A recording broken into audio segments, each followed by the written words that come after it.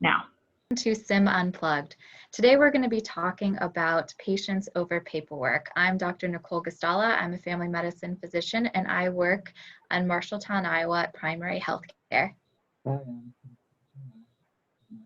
I'm also and have been dealing with paperwork and patients for many years. So Dr. Swinton is with us because he's ever experienced and has really been through the transition of going from paper charting and then to the EMR and really experiencing all of that transitions, where I've always only been trained really in the EMR system. So when I think about patients over paperwork, I like to think back of why I went to medical school. And I don't know if you've ever taken the opportunity to take and look back at your essay that you wrote when you entered medical school or PA school or NP school. And it's amazing to see how much passion that you had at that time and how focused it really was on patients. And if you asked me then if I ever thought that I would become burnout or feel that overwhelmed, I would think no, because at that time I was just so excited about the opportunity to be able to work with patients. And so finding the reason why that we're in medicine. And for me, it's that interpersonal relationship, creating that patient relationship. That is the main reason why I went into medicine and to help people, which is the majority of us, and reconnecting with that need within us to why we have gone into medicine. And when I think about that, then I think, well, how do I do that best with patients? Well, it's really time. So whatever I can do to help improve and increase the amount of time I get to spend with patients. And that means being really focused on them, not thinking about all the paperwork or thinking about all of the check boxes, but really being able to spend time with patients, have that relationship, but still making sure I have good quality of care.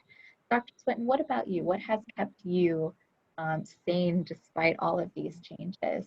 Well, it's a joy in practice and have 15 years in a federally qualified health center now. And it's really relationships with patients and seeing them sparkle and kind of seeing things reframed in a more positive way.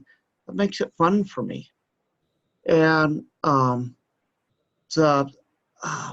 I have to take a half hour to an hour every morning just for some meditation and get spiritually centered on why I'm in the business and why is this fun. And then when I see patients come alive, that helps fuel my tank too. Because I found that if I don't fuel my tank, then the next days, I get drained and then I get burned out. So self-care is really important. And I've gone back before paper charting. I worked 5 years in Africa and could get 4 visits on a 9x5 card and do good care.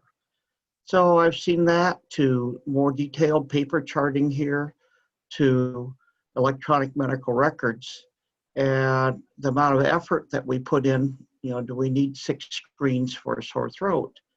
So I think not only do we deal with sick patients, we have a system that has some bumps too as we try to figure out how to do quality. So self-care, I think is critically important for me to be able to come back every day and enjoy this. And those long-term patient relationships in primary care really is kind of fun. And seeing people get it and become more alive is so worthwhile. That's really helpful. Having his experience and working in the same clinic has been great. One of the very first things that I remember him saying is that, especially in FQHCs, we have a very underserved population, and sometimes these patients have never been made to feel that they're worth something. And so making them feel that they are a human being and they are worth our time really makes a person, as he says, sparkle and really shine. And they then believe in you and believe in the relationship, and then are much more likely to respond and hopefully make those changes that we're trying to help them with. And so that has really stuck with me since the beginning. And it's very interesting because physician burnout is on the rise, and there's a lot of interesting studies that have occurred regarding this, and a lot of interventions as well. There's about 30 to 40% burnout rate, and the highest, of course, is in primary care, which is where we need the most providers in order to help patients. So in 2012, IMS did a study where they were searching for how to find joy in medicine. And they found, they looked at 26 centers that not just focused on, that had excellent quality, but also had significant joy and provider satisfaction and patient satisfaction. And we know that this is important because provider satisfaction does affect our patient care. You get better quality of care as well as better patient satisfaction. We're less likely to make mistakes. And so through this 26 center study, and they looked at academic centers, rural, private practice, kind of all over the country, they found that innovations that freed physicians and clinicians from administrative work put them more in control of their work environment. And this better organization was done through just a couple things.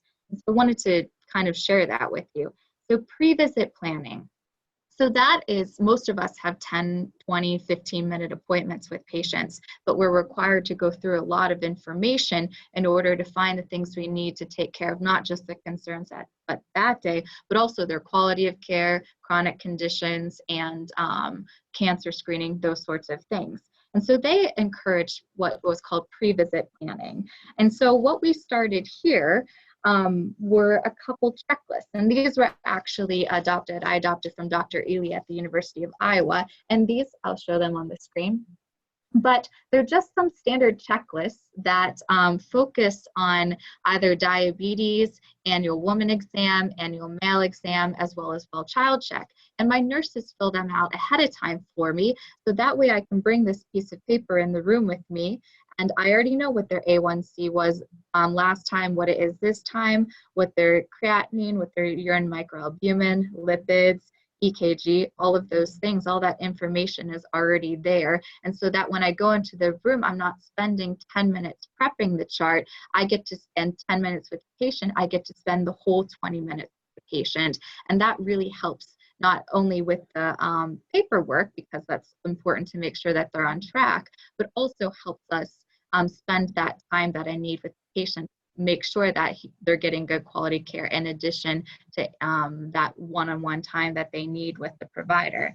Another important aspect that they recommended was the staff to provider ratio. So they recommend 2 to 3 staff, nurses, LPNs, MAs to provider. And this helps with the flow of patients. So while one is being groomed, the other one is ready to go for you. And that really helps. Another important point was improved team communication. So whether that is through huddles, discussing the patients ahead of time, or just through co-location. So being in the same office with your nurses, not separating out. So don't have physicians all in one office or providers all in one office and the nurses out somewhere else. Work together, work as a team. And they really encourage expanding healthcare, coaching, care coordination, and integrated behavioral health to non-physician members of the team. And that way you're doing a more team-based approach, and each of you have your role and are working to the top of your license in order to provide care. And then that can help you, as a provider, focus on certain things about the patient, and then using your MAs or LPNs as health coaches to do diabetic education, setting healthcare goals. These are the sort of things that you can really have assistance with to help improve that patient experience. Also, in-visit scribing for medical record. We used to, before we had the electronic. We were sitting here looking at our computer rather than the patient. And the way that most rooms are set up, the computers are facing the wall rather than the patient. And so if you're spending time in there typing and not really looking at the patient, this really detracts or takes away from that experience with the patient. So having in scribes also not only helps with your paperwork at the end of the day, but also helps with that patient experience, because they feel like you're focusing on them rather than focusing on the computer and the checklist. So all of these, breaking down the barriers, working as a team, expanding other workers within your team, what their responsibilities are, not only brings more satisfaction to the patient, but also satisfaction to the team members, because they feel like they're a greater part of the team. And so these are just a couple of strategies that can be used to still help make sure that patients are they're getting the best care, the highest quality of care, and you're still doing the documentation you need, but then making sure that we're able to spend that time with the patient, fostering those relationships, seeing improvements in their healthcare, and really helping them, which is kind of why we all went into medicine. So anyways, do you have any other things that you would like to recommend, Dr. Swinton?